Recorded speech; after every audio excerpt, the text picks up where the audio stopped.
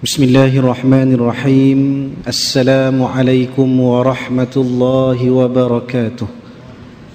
Alhamdulillahi rabbil alamin, wa bihi nasta'in ala umuri dunya waddin, wassalatu wassalamu ala ashrafil anbiya'i wal mursalin, sayyidina wa habibina wa syafi'ina wa zukhrina wa maulana Muhammad sallallahu alaihi wasallam wa ala alihi wa sahbihi ajma'in. Qalu subhanaka la ilma lana illa ma 'allamtana innaka antal alimul hakim. Allahumma faqihna fid din wa 'allimna at-ta'wil wahdina siratakal mustaqim. Thumma amma ba'd. Yang dimuliakan Tuan Imam, Tuan Aziz, seluruh pegawai-pegawai dan jawatan kuasa masjid, dinamo Masjid Kota Damansara, seterusnya pimpinan masyarakat, para alim ulama, tuan-tuan hadirin hadirat, muslimin muslimat yang dirahmati dan dikasihi kerana Allah Subhanahu wa taala. Alhamdulillah, segala puji dan syukur kita kepada Allah Subhanahu wa taala. Dengan rahmat dan nikmat Allah Subhanahu wa taala, Allah masih lagi panjangkan nafas kita yang berada di penghujung tahun 2013 yang akan masuk 2014 esok hari. Apapun dalam Islam, kita telah pun mendahului tahun hijrah kita dengan berlalunya bulan Muharram, dan kita berada pada bulan Safar hari ini dan hampir dengan bulan Rabiul Awal yang disebut sebagai Rabiul Anwar, bulan yang menggembirakan kita semua, seluruh pelosok dunia, termasuk binatang-binatang dan juga jin-jin turut bergembira dengan bulan Rabiul Anwar, bulan yang penuh dengan cahaya, kerana di situ lahirnya Nabi kita Muhammad sallallahu alaihi wa alihi wasallam, dan banyak peristiwa-peristiwa besar dalam Islam berlaku pada bulan Rabiul Awal. Maka alhamdulillah, malam ini Allah pilih kita di kalangan hamba-hamba Allah memakmurkan, mengimarahkan rumah Allah Subhanahu wa taala, dan di kalangan ramai-ramai hamba Allah yang salat di masjid ini, Allah pilih kita pula untuk duduk sebentar dalam taman daripada taman syurga Allah Subhanahu wa taala, yang Nabi pernah bersabda kepada para sahabat Nabi dan juga tuju kepada kita umat Nabi sallallahu alaihi wasallam sejak 1400 tahun dahulu, dengan sabdaan baginda Nabi, idza marartum bi riyadil jannah farta'u fiha, atau kama qala. Nabi berkata, berpesan kepada para sahabat dan kepada kita umat Nabi sallallahu alaihi wasallam, apabila kamu melalui suatu taman daripada taman-taman syurga, maka singgahlah, bersenang lenanglah dalam majlis tersebut. Lalu para sahabat Nabi bertanya kepada Nabi, adakah di dunia ini sudah ada taman daripada taman-taman syurga Allah Subhanahu wa taala? Maka Nabi berkata, ya, ada di dunia ini taman syurga Allah, ala wahiya halaqaz zikr. Maka taman itu tak lain tak bukan ialah majlis halaqah zikir. Kata para ulama, antaranya Imam Nawawi rahimahullahu taala, halaqah zikir ini termasuk juga bukan sekadar berzikir sahaja, apa jua majlis yang disebutkan Al-Quran, disebutkan ayat-ayat Al-Quran, dan dibacakan hadis-hadis Nabi, mengingatkan kita kepada Allah Subhanahu wa taala dan kecintaan kita kepada Nabi Muhammad sallallahu alaihi wasallam, disebut sebagai halaqah zikr. Maka malaikat menaungi kita sehingga sampai ke arasy Allah. Bahkan Allah berkata dalam satu hadis kursi, la yashqa jalisu, tak celaka sesiapa yang berada dalam majlis halaqah zikir ini. Maka tuan-tuan hadirin hadirat muslim muslimat, mudah-mudahan Allah rahmati dan berkati kita malam ini. Barangkali mungkin ada orang sibuk-sibuk bersesak-sesak nak pergi ke Dataran Merdeka, sambutan katanya, Allah Alam kata sambutan ambang 2014. Mudah-mudahan Allah pilih kita ini datang ke rumah Allah ini untuk menghidupkan rumah Allah dengan majlis-majlis ilmu. Maka tuan-tuan hadirin hadirat muslimin muslimat, Ini kali pertama saya datang ke masjid ini atas jemputan daripada Haji Fadil. Maka sedikitlah ta'aruf ringkas kepada tuan-tuan. Nak tahu siapa saya ni kat depan ni, siapa ustaz ni, mai dari mana ni. Maka nama saya Muhammad Juzaili bin Juhan. Muhammad Juzaili bin Juhan, berasal daripada negeri Perlis, tapi dah menetap di Gombak 3 tahun. Pengajian daripada lepasan Universiti Al-Azhar, bidang Usuluddin, pengkhususan bidang hadis dan ulum hadis, dan sempat menyambung 2 tahun di Al-Azhar University di Kahirah selama 2 tahun, kemudian pulang ke Malaysia, kemudian berkahwin dan sekarang menetap di Gombak sebagai pensyarah di kolej swasta, dan sekarang juga menyambung pengajian master di Universiti Malaya dalam bidang ataupun jabatan Al-Quran dan Hadis, khusus tesis saya dalam bidang hadis. Jadi itu sedikitlah latar belakang dari saya, tuan-tuan hadirin hadirat muslimin muslimat, agar tuan-tuan kenal lah saya ni siapa, latar belakang pengajian saya siapa. Dan saya berguru dengan guru-guru saya di Mesir. Antaranya saya mendapat ijazah sanad hadis dalam Kutubus Sittah, dan juga khususnya dalam Sahih Imam Bukhari daripada guru saya yang antaranya adalah Dr. Yusri Rushdi As-Sayyid Jab Al-Hasani hafizahullah ta'ala, yang baru ni datang ke Malaysia kita ni, ke Gombak. Saya dan juga Ustaz Harun Nizam yang juga turut mengajar di sini. Kami panggil syekh kami, guru kami, untuk membacakan hadis sehingga khatam kitab Mukhtasar Sahih Bukhari yang berjumlah hadisnya lebih kurang 297 buah hadis. Itu antara guru saya, banyak lagi yang nak sebut tuan-tuan. Jadi cukuplah berpada itu sebahagian guru saya di Masjid Al-Azhar Syarif. Saya bertalaqi dengan mereka di segi ilmu akidah, ilmu fiqah, dan juga ilmu tasawuf, ilmu hadis dan sebagainya, tafsir dan sebagainya. Maka tuan-tuan hadirin hadirat muslimin muslimat, jadi ini kali pertama, dan kebiasaan dalam kuliah-kuliah saya akan membawakan satu hadis Nabi sallallahu alaihi wasallam untuk kita renung bersama, sebagai hadis yang memberi penawar kepada hati kita dan memberi petunjuk kepada hati kita.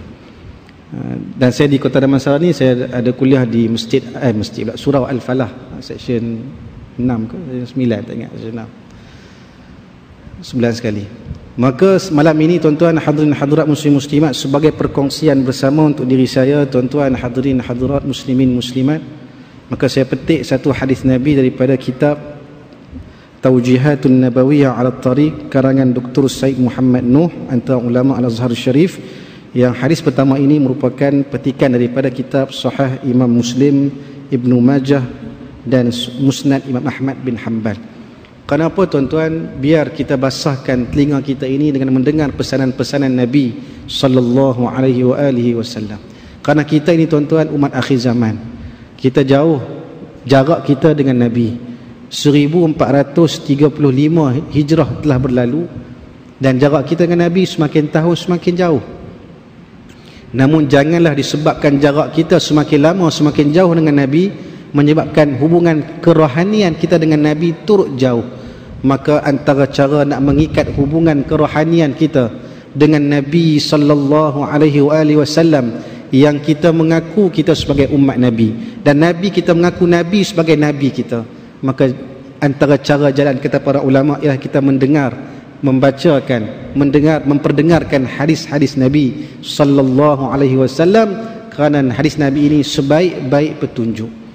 Kita nak pergi suatu tempat yang tak pernah kita pergi tuan-tuan, perlukan petunjuk dan panduan, perlukan signboard, perlukan GPS. Canggih sikit GPS lah. Maka tuan-tuan, kita nak pergi ke suatu tempat yang tak pernah kita pergi dan pasti kita pergi selepas kematian kita tuan-tuan. Kita kena pasti kita akan pergi suatu tempat, iaitu alam akhirat, sebelum itu alam barzakh. Maka semestinya kita perlukan petunjuk dan panduan untuk bawa kita sampai ke Allah, kepada Allah Subhanahu wa taala, untuk masuk syurga Allah Subhanahu wa taala. Maka sebaik-baik kalam, kata Nabi SAW, fa inna asdaqal hadits kitab Allah wa ahsanal hadi hadi Muhammadin sallallahu alaihi wasallam. Kata Nabi, sebaik-baik percakapan, sebaik-baik kalam ialah kalam itu kitabullah Al-Quranul Karim, dan sebaik-baik petunjuk ialah petunjuk Nabi sallallahu alaihi wasallam. Maka tuan-tuan hadirin hadirat muslim muslimat, malam ini satu hadis Nabi kita akan sentuh. Saya akan bacakan hadis Nabi dan terjemahan, dan kemudian kita akan fahami pula apa maksud daripada hadis Nabi ini yang cukup bermakna bagi kita sebagai umat Nabi, terutama kita ni akhir zaman. Tambah macam-macam timbul, kata ni macam-macam petanda kiamat semakin dekat. Memang dah pun dekat dah tuan-tuan. Lama dah petanda-tanda kiamat ni berlaku. Hak kecil dah lama dah berlaku, tinggal besar je belum lagi berlaku. Datang ikan, datang naik ke darat lah datu dah heboh dah. Salji turun kat Mesir heboh. Betul lah, tu satu benda yang bercanggah dengan kebiasaan. Itu kuasa Allah Subhanahu Wa Taala. Hakikatnya kiamat semakin hari semakin dekat dengan kita. Apa yang paling dekat dengan kita tuan-tuan? Kiamat kecil. Apa kiamat kecil? Kematian kita tuan-tuan. Itu kiamat kecil yang paling hampir dengan kita. Bila kita nak mati tuan-tuan? Allah Taala alam. Mungkin sekejap lagi. Wal'iyazubillah lah, jangan mati lagi sekejap lagi.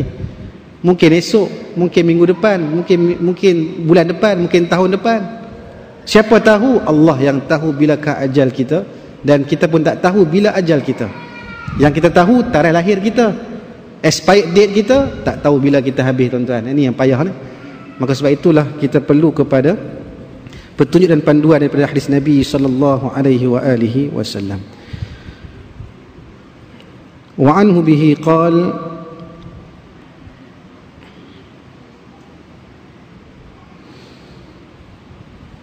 قال رسول الله صلى الله عليه وآله وسلم المؤمن القوي خير وأحب إلى الله من المؤمن الضعيف وفي كل خير احرص على ما ينفعك واستعن بالله ولا تعجز وإن أصابك شيء فلا تقل لو أني فعلت كان كذا وكذا ولكن قل قدر الله وما شاء فعل فإن لو تفته عمل الشيطان أو كما قال صدق رسول الله صلى الله عليه وآله وسلم. Tuan-tuan hadirin hadirat muslimin muslimat, hadis ini daripada seorang sahabat Nabi yang bernama Abi Hurairah radhiyallahu anhu, bahwasanya dia telah mendengar Nabi sallallahu alaihi wasallam telah bersabda, mukmin yang kuat lebih baik dan lebih dicintai oleh Allah Subhanahu wa taala berbanding orang mukmin yang lemah. Dan pada kedua-dua golongan itu, mukmin yang kuat dan mukmin yang lemah, adanya kebaikan. Lalu Nabi berpesan kepada kita, maka bersungguh-sungguhlah untuk melakukan apa jua perkara yang bermanfaat bagi kamu, dan minta tolonglah kepada Allah, minta tolonglah kepada Allah, dan janganlah kamu berasa lemah. Dan sekiranya ditimpakan ke atas kamu sesuatu yang tidak kamu sukai, janganlah kamu berkata, kalaulah aku buat begini-begini tentu tidak jadi begini dan begini. Tetapi katakanlah, qaddarallah wa ma syaa fa'al. Inilah takdir Allah Subhanahu wa taala, apa yang dia kehendaki pasti akan berlaku. Dan Nabi berkata kepada kita, berpesan kepada kita, sesungguhnya perkataan kalau itu akan membuka pintu-pintu syaitan. Tuan-tuan hadirin hadirat muslimin muslimat, itu terjemahan hadis Nabi sallallahu alaihi wasallam. Namun dalam membicarakan tentang hadis Nabi tak cukup terjemah. Sebab itu para ulama menghuraikan hadis-hadis Nabi dalam kitab-kitab syuruh mereka, kitab syarah, kitab huraian.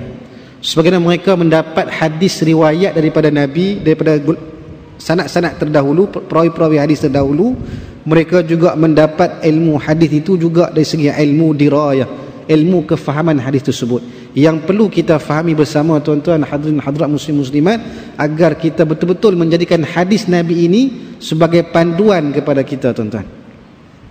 Maka sebelum kita masuk kepada huraian kepada hadis Nabi ini tuan-tuan, maka suka saya membicarakan dahulu tentang latar belakang sahabat Nabi yang mendengar hadis ini daripada Nabi sallallahu alaihi wasallam. Iaitu di kalangan sahabat Nabi dipanggil rawi a'la, perawi yang paling tinggi sanadnya sampai kepada Nabi. Kenapa penting sebut tentang sahabat Nabi? Sebab kita nak kenal sahabat Nabi ni yang hidup mereka berjuang sehingga menggadaikan nyawa mereka untuk Islam, sehingga sampai Islam kepada kita hari ini. Maka kata para ulama, antaranya guru saya Dr. Yusri Rushdi As-Sayyid Jabal Al-Hasani hafizahullah ta'ala, dengan kita menyebutkan sahabat-sahabat Nabi, memperkenalkan sahabat-sahabat Nabi, ini satu bentuk silaturrahmi. Kita mempertautkan silaturrahim kita dengan sahabat Nabi SAW. Kita kenal sahabat Nabi. Bahkan mudah-mudahan dengan kita sebut nama sahabat ini, maka barangkali dia akan kenal kita. Sebenarnya kita cuba nak kenal dia, barangkali Allah akan kenalkan dia kepada kita. Tak mustahil tuan-tuan. Alam barzah ini tak sama dengan alam zahir kita hari ini. Alam barzah tak sama dengan alam zahir yang ada kita pada hari ini. Baik. Maka siapakah dia Abi Hurairah radhiyallahu anhu? Sedikit sebagaimana yang tuan-tuan sedia maklum, dah tahu tentang Abi Hurairah. Selalu sebut kalau baca hadis akan sebut perawinya daripada Abi Hurairah radhiyallahu anhu. Siapa dia Abi Hurairah? Maka namanya, ulama berbeza pendapat namanya sebelum Islam. Hampir 70 pendapat ulama menyatakan nama dia ni berbeza pendapat.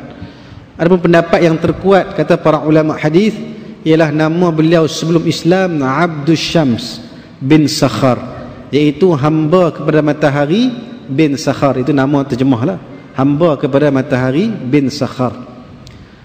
Lalu setelah masuk Islam, maka Nabi tukarkan, ubah namanya daripada Abdus Syams, hamba matahari, kepada Abdul Rahman, hamba kepada yang maha pemurah. Nak katanya tuan-tuan, nama ni penting. Nama cukup penting pada anak-anak kita, pada cucu-cucu kita, dan hatta kita sendirilah. Kerana nama itu nama yang akan dipanggil oleh Allah Subhanahu Wa Taala di akhirat kelak. Dan nama yang paling disukai oleh Allah dalam sebuah hadis Nabi ialah antaranya Abdullah, Abdul Rahman, Abdul Rahim. Tapi nama ni jarang dah orang pakai sekarang. Abdullah, Abdul Rahman, Abdul Rahim, kurang dah orang pakai. Orang kata, Ustaz, nama ni dah tak berapa kelas sikit Ustaz. Nak sebut tu dah lapuk dah. Fatimah, Aisyah, orang tak bagi dah nama Aisyah, Fatimah. Sekarang nama macam-macam dah. Danish, Batrisha, macam-macam nama tuan-tuan. Sebab tu nama ni penting, biar nama yang ada maksud yang baik-baik. Kata Ustaz Ismail Kamus, sampai ada mak bapak bagi nama, gabung nama, nak bagi canggih. Mak nama Mahani, ayah nama Marzuki, mak nama Suryani, ayah nama Marzuki, pun nama anak Muhammad Suzuki. Tuan-tuan, nak bagi canggih. Ayah nama Yahya, mak nama Mahani, pun nama anak Muhammad Yamaha. Bagi motor sebiji, motor Yamaha, merempiklah anak tersebut. Maka nama ni tuan-tuan perlu, penting kita bagi nama yang baik-baik. Dan nama baik-baik pula mesti rujuk orang alim, orang yang lebih tahu daripada kita. Kita takut kata, Ustaz, saya dah ambil dah nama dalam Quran Ustaz. Nama ni saya rasa sedap sebut Ustaz. Apa nama tu? Syarrul Bariyah Ustaz. Sedap nama ni Ustaz, Syarrul Bariyah. Memang sebut tu nampak macam sedap sebab Quran, dari Al-Quran nampak macam sedap. Tetapi maknanya syar, mana syar tuan-tuan? Benda yang buruk, seburuk-buruk makhluk, syarrul bariyah. Buh nama pada anak, jangan tuan-tuan. Buh khairul bariyah, okey, alhamdulillah. Sebaik-baik makhluk diciptakan oleh Allah. Khairul bariyah sebaik-baik ciptaan atau sebaik-baik makhluk. Maka tuan-tuan, hadirin hadirat muslim-muslimat, maka Abu Hurairah radhiyallahu anhu antara sahabat Nabi yang paling banyak meriwayatkan hadis daripada Nabi SAW. Lebih dalam 5,000 lebih hadis daripada Nabi dia ingat dan dia hafal dan tak lupa sedikit pun. Dan beliau antara sahabat Nabi yang lambat masuk Islam. Tahun ke-7 Hijrah, semasa perang Khaybar baru masuk Islam. 7 Hijrah, Nabi wafat lebih kurang tahun ke-10 Hijrah. Singkat sangat, 7, 8, 9, 10, 3-4 tahun saja waktu ada. Tapi Abi Hurairah lah menjadi sahabat Nabi yang paling banyak menghafaz dan meriwayatkan hadis-hadis Nabi. Kenapa? Sebab dia sentiasa berdampingan dengan Nabi, mewakafkan hidupnya untuk berdampingan dengan Nabi, nak belajar daripada Nabi dan sampaikan kepada kita hari ini tuan-tuan. Ini Abu Hurairah. Dia tinggalkan kesenangan dunia, maka berdampingan dengan Nabi, duduk di masjid Nabi yang dianggap sebagai ketua ahli sufah. Dan kalau tuan-tuan pergi Madinah, ada suatu tempat di berdekatan dengan makam Nabi, di belakang itu ada satu pentas macam ditinggikan. Itu sebagai tempat ahli sufah berkumpul. Lebih kurang katanya 40 orang, hampir sampai ke 40 orang jumlah yang Nabi support, Nabi sponsor. Ni ciri-ciri pemimpin yang baik, tuan-tuan. Bukan kedarah harta rakyat, tetapi bagi support pada rakyat. Pimpinan di bawahnya rakyat itu orang ahli sufah. Maka Nabi support 40 orang ni makan minum. Apa Nabi makan, itulah ahli sufah akan makan. Sebulan Nabi tak makan makanan yang bermasak, maka tamar dan air zam-zam saja yang diminum, ataupun air biasa saja yang diminum oleh Nabi. Itulah yang diminum oleh golongan ahli sufah. Nak kata Nabi ni walaupun ketua negara, Perdana Menteri Madinah, tapi hidupnya cukup bersederhana, tidak menggunakan kekayaan untuk kepentingan dirinya. Maka tuan-tuan hadirin hadirat muslim muslimat, maka Abu Hurairah berkat doa Nabi SAW, maka dia ingat ke semua hadis-hadis Nabi. Berkat doa mustajab Nabi, maka Nabi doakan kepada beliau dan kata beliau, aku tak lupa selepas Nabi doa pada aku tak lupa walau satu perkataan pun yang keluar dari mulut Nabi sallallahu alaihi wa alihi wasallam. Maka nak tunjukkan kepada kita tuan-tuan, kemuliaan seseorang itu bukan terletak pada lamanya Islam. Kita ni tuan-tuan, Islam dah lama dah. Ada yang usia 40, 50, 60, 70, 80. Barangkali ada seorang itu mu'allaf, baru masuk Islam, tetapi iman yang lebih hebat daripada iman kita, maka dia lebih dipandang oleh Allah Subhanahu wa ta'ala berbanding dengan kita. Maka kemuliaan dalam Islam bukan terletak pada lamanya Islam kita ni. Maka demikian Abu Hurairah lambat masuk Islam, tapi dimuliakan oleh Allah kerana banyaknya menghafaz hadis-hadis Nabi sallallahu alaihi wa alihi wasallam. Tuan-tuan hadirin hadirat muslimin muslimat, maka beliau telah mendengar suatu pesanan Nabi yang cukup penting kepada kita tuan-tuan hari ni. Ni sebagai satu motivasi juga ni masuk tahun baru ni tuan-tuan. Sepatutnya jangan tunggu tahun baru Masihi tuan-tuan, kita dah ada tahun hijrah. Patut kita dah semangat dah bulan masa Muharram itu ni. Dan sekarang masih terus bersemangat. Sebab itu bulan hijrah ini bulan yang sangat rapat dengan Islam, dengan umat Islam tuan-tuan. Tapi hari ini bulan-bulan tersebut dah makin lama makin jauh dengan kita. Kecuali 2 bulan yang memang dekat dengan kita, memang dekat di hati kita. Yang pertama bulan Ramadan, yang kedua bulan Syawal. 2 bulan ni memang orang Islam takkan lupa. Sampai masuk Ramadan, dah masuk dah Ramadan, dia terkejut pula tuan-tuan masuk Ramadan. Kemudian dah habis puasa, terkejut pula, dah habis dah puasa, boleh raya. Ramadan Syawal dia ingat, tapi sebelum itu bulan apa tak ingat lah tuan-tuan. Setengah orang lah, tapi insyaAllah hari Jumaat ni semua ingat. Bermula dengan bulan Muharram, Safar, Rabiul Awal, Rabiul Akhir, Jamadil Awal, Jamadil Akhir, Rajab, Sya'ban, Ramadan, Syawal, Zulqa'dah, Zulhijjah. Baik tuan-tuan. Sebab apa? Itu bulan tu bulan yang Allah ciptakan untuk kita, untuk manusia, jadikan ia sebagai panduan untuk beribadah kepada Allah Subhanahu wa ta'ala. Baik, maka Nabi telah berpesan kepada kita, mukmin yang kuat lebih baik dan lebih disukai oleh Allah Subhanahu wa ta'ala berbanding dengan mukmin yang lemah. Maka tuan-tuan hadirin hadirat muslimin muslimat, Nabi nak bagi tahu kepada kita, orang beriman ini ada 2 kategori. Yang pertama mukmin yang kuat, yang kedua mukmin yang lemah. Dan satu kategori yang ketiga muslim. Bila sebut muslim, orang Islam. Dan bila sebut orang Islam, maka belum tentu dia beriman lagi. Tapi kalau sebut mukmin, dia beriman, sudah pasti dia memang Islam, tunduk dan patuh pada perintah Allah Subhanahu wa ta'ala. Maka ada 3 darjat. Pertama muslim, yang kedua mukmin yang lemah, yang ketiga mukmin yang kuat. Maka apakah nilaian kuat dan lemah ini di sisi Allah Subhanahu wa ta'ala? Di sisi Nabi, apa nilaian? KPI, bahasa kita hari inilah KPI, canggih sikit.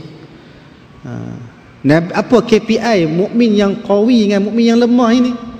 Maka mukmin yang qawi, mukmin yang lemah, nilaiannya bukan kepada material, bukan kepada sudut jasmani sahaja, Itu ranking yang seterusnya. Yang pertama, kata para ulama berdasarkan Al-Quran dan hadis Nabi SAW, KPI menunjukkan mukmin itu kuat atau lemah. Yang pertama sekali ialah kembali kepada imannya. Imannya kuat atau imannya lemah. Iman ini soal apa? Soal dalam hati. Benda ni benda dalam hati kita. Yang iman ini kata Nabi SAW, al-iman laisa bitamanni wala bitahalli walakin ma waqara fil qalbi wasaddaqa bil amal. Ini kata Nabi SAW kepada kita. Apa dia iman? Iman ini bukan hanya sekadar angan-angan. Oh, saya nak jadi orang Muslim, orang yang beriman, yang taat kepada Allah, tapi masjid tak pernah datang. Berangan nak pergi buat haji, tapi tak pernah pun berusaha untuk belajar tentang kefarduan haji. Maka ini angan-angan. Wala bitahalli, dan bukan sekadar berhias-hiasan. Ini memakai pakaian-pakaian orang-orang saleh semata-mata. Pakai jubah, pakai serban. Main bola pun pakai serban, pakai serban juga, tuan-tuan. Tidak, bukan begitu. Bukan hanya sekadar berpakaian semata-mata. Tapi kata Nabi SAW, walakin ma waqara fil qalbi, iman itu mestilah ditetapkan, dikukuhkan dalam hati dan dibuktikan dengan amal kita. Maka ini nilaian iman menurut hadis Nabi SAW, itu mesti kukuh dalam hati. Kena yakin sungguh dengan akidah Islam yang sahih ini. Jangan ragu-ragu walau sedikit pun. Yakin dengan Allah sebagai Rabb, sebagai ilah, sebagai sumber hukum. Jangan ragu-ragu walau satu ayat. Bahkan boleh jatuh kafir, tuan-tuan, kalau satu huruf dalam Quran pun kita ingkar. Alif lam mim, apa ni? Tak faham lah, tuan-tuan. Tak faham tak apa, jangan menafikan, mengingkari ia sebahagian daripada Al-Quran. Ingkar satu huruf, boleh jatuh kufur, kafir kita, kufur dengan Allah Subhanahu wa ta'ala. Apatah lagi kalau nafi dan ingkar hukum-hukum dalam Al-Quran, lagilah. Maka bahaya, tuan-tuan. Dan kufur ini ada dua, satu kufur i'tiqad, satu kufur dari segi amalan. Kufur i'tiqad memang dia ingkar sungguh, memang ingkar sungguh dengan Allah, memang nak lawan Allah Subhanahu wa ta'ala, memang benci sungguh kepada Allah, benci sungguh pada syariat. Ini memang disebut sebagai kufur i'tiqad. Yang kedua kufur amalan. I'tiqadnya masih lagi beriman dengan Allah, beriman dengan Rasulullah, tetapi dari segi amalannya kufur. Suruh semayang tak mau semayang, malas, tak larat, alasan yang macam-macam. Maka ini kufur amali, kufur dari segi amalan. Maka kufur amalan tak keluar daripada Islam, masih lagi Islam. Tapi kufur i'tiqad boleh terkeluar daripada Islam. Maka hati-hati, tuan-tuan, dalam bicara kita, percakapan kita, dalam penulisan kita, Facebook, Twitter dan sebagainya, WhatsApp hari ini, hati-hati dalam menulis tentang agama, tuan-tuan. Maka nilaian itu pada iman, iman kuat dan iman lemah. Dan iman ini kata Nabi SAW ada dua tahap pula.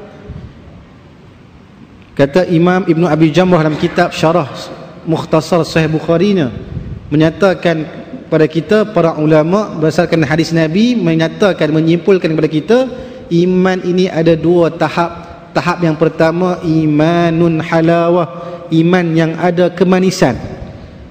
Yang kedua iman ghairul halawah, iman yang tak ada kemanisan, tak manis, tawar. Apa dia iman yang manis? Iman yang dapat menyelamatkan daripada masuk neraka Allah, maknanya masuk syurga. Iman ini, siapa yang ada iman yang halawah, terus masuk syurga, tak masuk neraka Allah. Dan iman yang kedua iman ghairul halawah, iman yang tak ada kemanisan. Dia ada iman tapi tak manis iman dia. Maka kata para ulama, ini iman yang hanya dapat menyelamatkan dia daripada terus kekal dalam api neraka Allah Subhanahu wa ta'ala. Maknanya masuk neraka tetapi tak kekal, masuk sebentar, dikenakan azab oleh Allah Ta'ala, kemudian akan masuk pula syurga Allah Subhanahu wa ta'ala. Kita nak mana, tuan-tuan? nak yang pertama tadi tuan-tuan. Jangan tak apalah ustaz, saya ni siapalah saya, tak apalah masuk neraka sekejap pun tak apalah. Jangan tuan-tuan, neraka ni bukan macam masuk masuk apa? Masuk pasar malam tuan-tuan. Neraka ni bukan macam masuk pasar malam. Pasar malam boleh beli, boleh minum makanan yang enak-enak, yang sedap-sedap. Neraka ini masya-Allah tabarakallah, buah makanannya buah zakum. Yang buah zakum ini berduri-duri, buah yang berduri. Kalau makan terburai perut-perut kita tuan-tuan. Kalau jarum buah zakum itu jatuh di atas dunia ini, hancur lebur dunia. Itu baru duri buah zakum, belum lagi panasnya api neraka Allah. Maka jangan ada cita-cita untuk masuk neraka tuan-tuan. Wal-'iyadzu billahi min zalik, minta berlindung daripada masuk neraka Allah Subhanahu wa taala. Tapi nak masuk syurga Allah tanpa masuk neraka, maka bukan senang, perlu banyak kerja nak kena buat tuan-tuan. Banyak perkara perlu dilakukan. Dan memang masuk syurga ni bukan dengan sebab amal kita semata-mata, masuk dengan rahmat Allah, tetapi amalan juga perlu dilakukan sebagai tanda syukur kita kepada Allah Subhanahu wa taala. Maka itu nak dapat mukmin yang kuat, mukmin yang imannya halawah kalau boleh tuan-tuan. Ni susah nak dapat ni. Tapi cuba mujahadah, lawan nafsu kita untuk mendapat kemanisan iman ini. Apa sifat, ciri-ciri sifat manis iman ini? Bila dia buat amalan ketaatan, dia rasa seronok. Sembahyang tadi maghrib, Allah, rasa puas habis sembahyang tadi, seronok. Baca Quran, Allah, rasa seronok baca Quran. Bukan sembahyang datang masjid sekadar sembahyang nak bagi lepas tanggungjawab saja. Bila imam panjang sikit baca, apa ni imam baca panjang sangat, maka dia gelisah kalau sembahyang tu lama sangat. Tapi kalau tengok TV, pergi mancing berjam-jam tak apa.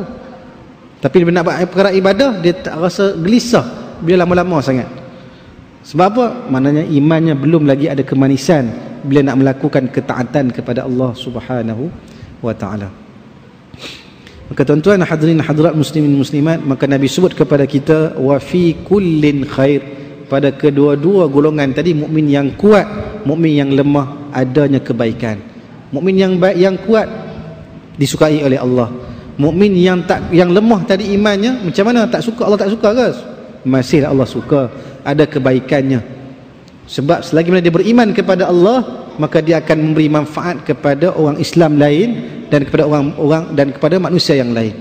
Ini hebatnya orang mukmin berbanding dengan orang lain kalau betul-betul kita beriman dengan Allah dan beriman dengan Rasulullah sallallahu alaihi wasallam.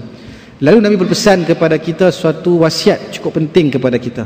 Apa dia? Yang pertama Nabi pesan, ihris ala ma yanfa'uka. Apakah sifat-sifat mukmin yang kuat? Maka kata Nabi, dia akan ihris, bersungguh-sungguh, akan berusaha, akan rebut peluang untuk melakukan apa jua perkara yang bermanfaat baginya. Itu yang pertama. Ciri nak jadi mukmin yang kuat, dia akan rebut apa jua peluang untuk melakukan perkara-perkara yang bermanfaat untuk dirinya, untuk hampir dan dekat dengan Allah Subhanahu wa taala. Maksud manfaat ini manfaat dari segi agama, syarak yang tentukan mana yang baik, mana yang buruk. Sebab akal kita ni terbatas tuan-tuan. Tak boleh nampak sesuatu itu baik dan buruk. Maka perlukan syarak sebagai petunjuk kita mana yang bermanfaat, mana yang tidak bermanfaat. Mana kena tahu apa dia perintah Allah, apa dia larangan Allah. Apa Allah suruh kita buat, ayat hukum hakam saya lebih kurang ada 500 dalam Quran. Kena mengaji dah tuan-tuan nak tahu apa dia 500 ayat itu yang suruh kita buat, yang larang kita buat, yang larang kita tinggalkan. Minta maaf. Maka kena mengaji. Nak tahu apa yang Nabi suruh, apa yang Nabi larang, juga kena mengaji tuan-tuan. Hadis Nabi ada banyak. Imam Bukhari kata hafiztu mi'ata alfin hadis sahih wa hafiztu mi'ata alfin hadis dhaif, kata Imam Bukhari. Aku menghafal 100,000 hadis sahih dan aku menghafal 200,000 hadis dhaif. Tu Imam Bukhari hafal 100,000 hadis. Nak tahu apa dia yang Nabi suruh, apa yang Nabi larang, perlu kepada pengajian. Nak tahu apa yang Nabi suruh, apa yang Nabi larang, kita tahu apa yang bermanfaat, apa yang tidak bermanfaat. Apa yang Nabi suruh itulah bermanfaat, apa yang Nabi larang itulah mudarat. mudah cerita. Cuma kadang-kadang payah tuan-tuan nak buat benda ni. Benda yang Nabi larang kadang-kadang kita buat. Benda yang syarak suruh kita tak buat. Sebab apa? Sebab ni nafsu kita ni tuan-tuan. Nafsu dalam hati kita ni memang kadang-kadang kita tertewas dengan nafsu kita ni. Nafsu musuh yang paling dekat dan hampir dengan kita. Bila dilaungkan azan, maka itu seruan Allah Ta'ala kepada kita, datang ke masjid. Daripada datang masjid dengan duduk di rumah tengok TV, maka datanglah masjid. Itu lebih manfaat daripada kita. Antara sambutan di ambang 2014 tahun baru dengan kita hidupkan dengan baca Quran, majlis ilmu, qiyamul lail dan sebagainya, itu lebih baik daripada kita menyambut tahun baru yang harus hukumnya kalau tidak bercampur dengan perkara-perkara yang haram, harus. Tapi kalau bercampur benda haram, haramlah hukumnya. Maka ini kita akan buat benda yang bermanfaat. Benda yang tak bermanfaat tak akan buat. Kata Nabi, da' ma yaribuka ila ma la yaribuka. Tinggalkan benda yang tak berfaedah, yang kamu ragu, tinggalkan kepada benda yang kamu tidak ragu. Tinggalkan benda yang kamu ragu kepada benda yang kamu tak ragu. Ni kita sebagai umat Islam akan buat benda yang bermanfaat sahaja. Kemudian Nabi kata lagi, yang kedua, setelah dia buat benda kebaikan, benda yang ada manfaat untuk agamanya, dirinya, keluarganya, masyarakatnya, negaranya, mengikut nilaian syarak, maka yang kedua, wasta'in billah, dia minta tolong bantuan dengan Allah. Ni tuan-tuan, ciri-ciri mukmin yang kuat, dia minta dulu pada Allah. Sebelum minta pada orang, minta pada makhluk, dia minta dulu pada Allah. Berapa ramai kita tuan-tuan nak minta sesuatu, kita minta pada Allah.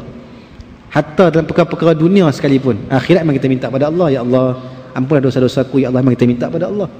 Hatta perkara dunia pun, adakah kita minta dulu pada Allah? Ya Allah, berikanlah aku zuriat yang soleh, atau berilah aku zuriat anak-anak yang baik, anak-anak yang cemerlang, anak yang cerdik, yang pintar. Maka kita minta kepada Allah Subhanahu wa ta'ala. Kita minta dulu kepada Allah, kemudian barulah kita berusaha minta dengan manusia.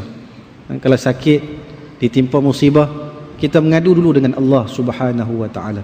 Ya Allah, aku ni hamba-Mu yang lemah, ya Allah. Aku ni barangkali aku banyak buat dosa padamu, ya Allah. Engkau timpakan aku penyakit, ya Allah. Seandainya penyakit ini penyakit yang dapat meringankan dosa-dosaku, ya Allah, maka Engkau ampunkanlah dosaku dan sembuhkanlah, ya Allah. Ini kita mengadu kepada Allah Subhanahu wa ta'ala. Dan bukan tak boleh minta tolong pada orang, mintalah, tetapi kita minta dulu kepada Allah Subhanahu wa ta'ala, dan orang itu sebagai sebab yang menyebabkan Allah bantu kita. Hatta kalau orang bantu kita pun kena ingat hakikatnya Allah yang bantu kita. Kita ditimpa musibah, hakikatnya Allah yang membantu kita dengan asbab, dengan sebab-sebab manusia ataupun sebab-sebab yang lain. Nak minta bantuan dengan Allah macam mana? Kata Allah Ta'ala, wasta'inu bis sabri was salah. Minta tolong dengan Allah dengan kesabaran, dan minta tolong dengan kita salat. Jadi kita kalau ditimpa musibah, sabar dulu, dan masa yang sama kita juga minta dengan salat, berdoa kepada Allah Subhanahu wa ta'ala. Ni kita hilang barang, carilah tukang-tukang tilik, tengok sat mana pi barang ni. Kemudian Tok Bomoh kata, ni tak jauh mana, dekat je ni, orang buat ni pun dekat je, sebelah rumah. Dah bergaduh pula dengan jiran, tuan-tuan. Maka ini bahaya. Minta tolong kepada Allah Ta'ala, solat, minta solat hajat, minta, ya Allah, kalau barangku hilang ini, maka pertemukanlah aku dengan barang tersebut. Kalau tak jumpa pun, maka aku redha dengan ketentuanmu, ya Allah. Maka ini Allah ajar kita, Nabi ajar kita, dengan minta tolong dengan Allah, dengan kesabaran dan juga solat. Lalu yang ketiga, yang kata Nabi SAW, wala ta'jaz, jangan kamu rasa lemah. Jangan kamu rasa lemah. Maknanya jangan kita berputus asa. Jangan kita rasa lemah ini, jangan berputus asa dengan rahmat Allah Subhanahu wa ta'ala. Minta tak dapat, minta tak dapat, minta tak dapat, maka jangan putus asa, tuan-tuan. Terus minta kepada Allah. Allah tak jemu bila kita minta kepada Allah Subhanahu wa taala. Tapi kalau orang, tuan-tuan, pemurah mana pun manusia, kalau minta selalu mesti dia cemuih, tuan-tuan. Tak ada orang lain dah nak minta. Sekalipun dia pemurah, tuan-tuan, kalau hari-hari kita minta kat dia, orang pemurah pun dia akan rasa kedekut juga. Muka lain, tak ada muka lain dah nak mari minta kat aku. Itu manusia. Tapi Allah, lagi mana kita mengadu pada Allah, lagi mana kita minta pada Allah, Allah tak akan jemu untuk mendengar rayuan dan rintihan kita, tuan-tuan. Dan yang nak makbulkan itu siapa? Allah. Allah akan makbulkan hajat kita mengikut qada dan qadar Allah, bukan ikut kita. Ya Allah, bagilah aku kaya tahun ni, tahun depan 2014. Tapi kerja malas, tuan-tuan. Macam mana nak kaya? Maka Allah tak akan bagi sesuatu yang tidak mengikut qada dan qadar Allah Subhanahu wa taala. Dan Nabi sebut yang keempat, bila seorang itu ditimpakan musibah, maka janganlah dia berkata lau anni fa'altu kana kadza wa kadza. Jangan sebut kalau. Bila ditimpa musibah, dah timpa musibah, kalau lah buat macam ni, tentu tak jadi macam ni. Ni, tuan-tuan, Nabi larang kita bercakap kalau-kalau terhadap benda yang sudah lepas. Suami isteri jangan sebut, tuan-tuan. Bila bergaduh, kalau tak kahwin, jangan, tuan-tuan. Lintang pukang rumah tangga ni Nabi tak bagi kita sebut kalau benda yang dah berlaku. Benda yang belum berlaku tak apa, sebut kalau. Ni benda yang dah berlaku. Naik kereta bawa rosak, nak pergi masjid, naik kereta pergi masjid, tengok kereta rosak tengah jalan, kalau tak naik kereta pergi masjid tadi, tu tak boleh, tuan-tuan. Nabi larang kita kata macam tu. Itu nak kata macam mana? Kata Nabi SAW, katalah qaddarallah wa ma syaa fa'al. Ini zikir yang Nabi suruh kepada kita.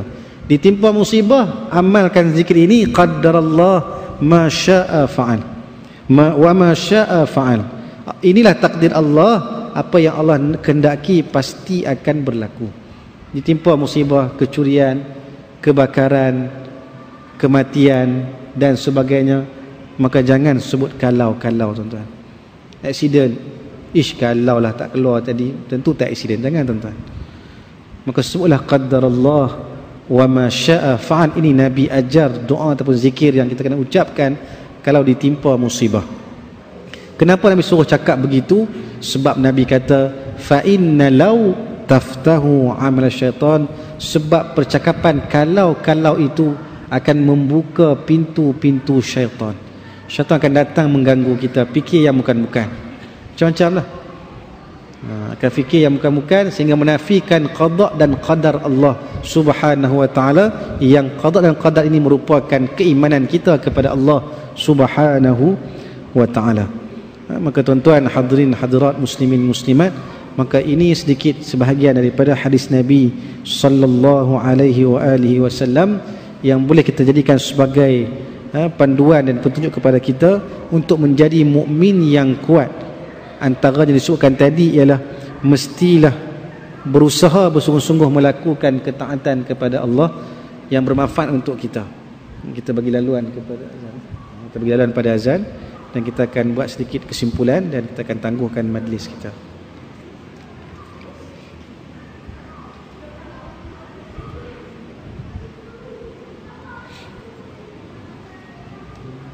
Tuan-tuan, hadirin hadirat, muslimin muslimat, dalam hadis tadi Nabi nak sebut kepada kita tentang galakan dan tuntutan kita menjadi umat Nabi yang mempunyai kekuatan iman. Yang bila iman ini kuat, kukuh dalam hatinya, akan boleh mengharungi kehidupan dunia yang penuh dengan cabaran hari ini, terutama kita ni akhir zaman, tuan-tuan. Maka bagaimana nak menjadi mukmin yang kuat? Nabi bagi petua kepada kita. Yang pertama, mestilah bersungguh-sungguh melakukan apa jua perkara yang bermanfaat bagi diri kita melalui petunjuk Al-Quran dan sunnah Nabi sallallahu alaihi wasallam. Ada perkara yang wajib kita buat, jangan tinggalkan. Benda yang haram, tinggalkan.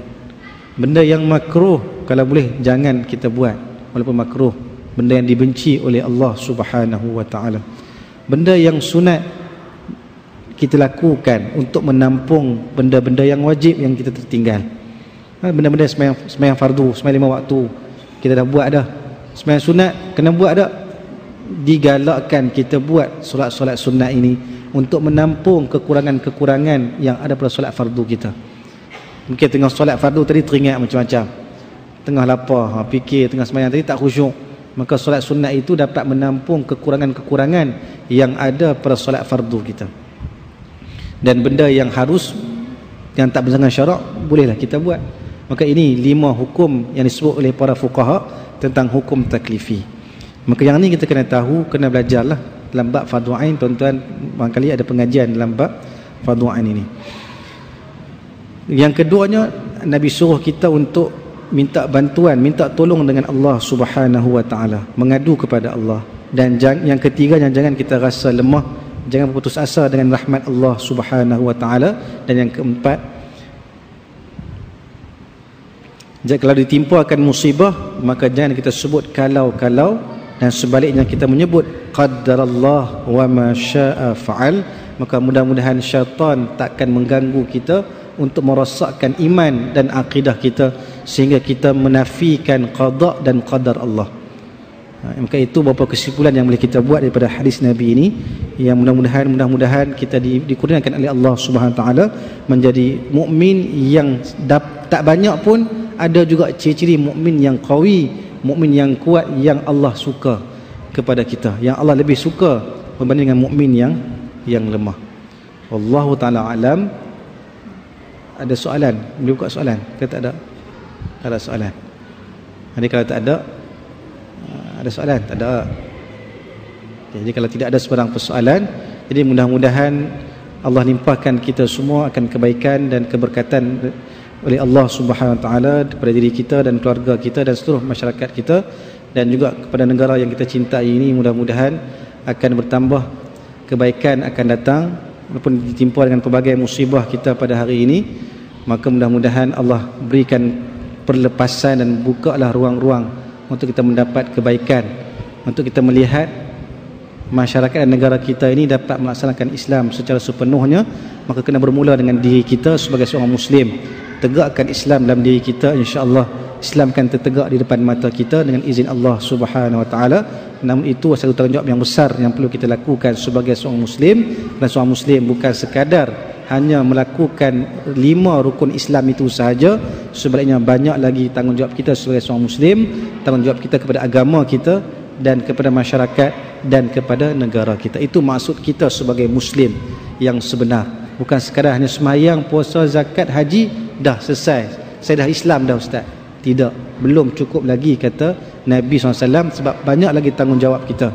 Kullukum ra'i wa kullukum mas'ulun 'an ra'iyatihi. Kita mulakan dengan diri kita, dengan keluarga kita. Kita didiklah isteri-isteri kita, didiklah anak-anak kita supaya memahami Islam dengan makna yang sebenar, makna yang baik, makna yang tepat, agar sama-sama kita beramal dengan syariat Allah Subhanahu Wa Taala dalam keluarga kita, dalam masyarakat, dan insya-Allah akan sampai ke tahap kita bernegara dengan izin Allah Subhanahu Wa Taala. Wallahu taala alam. Naktafi bihadzal qadr. اللهم اغفر لنا ذنوبنا اللهم اغفر لنا ذنوبنا اللهم اغفر لنا ذنوبنا ولوالدينا وأولادنا ولمشايخنا في الدين ولمن أحبنا فيك ولمن أحسن المؤمنين والمؤمنات والمسلمين والمسلمات الأحياء والأموات برحمتك يا أرحم الراحمين. اللهم إنا نسألك إيمانا دائما ونسألك قلبا خاشعا ونسألك علما نافعا ونسألك يقينا صادقا ونسألك عملا صالحا ونسألك دينا قيما ونسألك خيرا كثيرا. اللهم إنا نسألك العفو والعافية ونسألك تمام العافية ونسألك الشكر على العافية ونسألك الغنى عن الناس. ربنا هب لنا من أزواجنا وذرياتنا قرة أعين واجعلنا للمتقين إماما. اللهم أعز الإسلام والمسلمين وأذل الشرك والكافرين ودمر أعداءك أعداء الدين وانصرنا عليهم يا رب العالمين. اللهم انصر إخواننا المجاهدين في فلسطين، اللهم انصر إخواننا المجاهدين في سوريا، اللهم انصر إخواننا المستضعفين في برما، اللهم انصر إخواننا المظلومين في مصر وفي كل مكان وكل الزمان، من مشارق الأرض إلى مغاربها، وخصوصا في بلادنا ماليزيا يا الله. ربنا آتنا في الدنيا حسنة وفي الآخرة حسنة وقنا عذاب النار، وقنا عذاب النار، وقنا عذاب النار. وصلى الله على سيدنا محمد وعلى آله وصحبه أجمعين. سبحان ربك رب العزة عما يصفون، والسلام على المرسلين، والحمد لله رب العالمين. تقبل الله منا ومنكم. Tangguh dengan tasbih kafarah dan surah Al-Asr.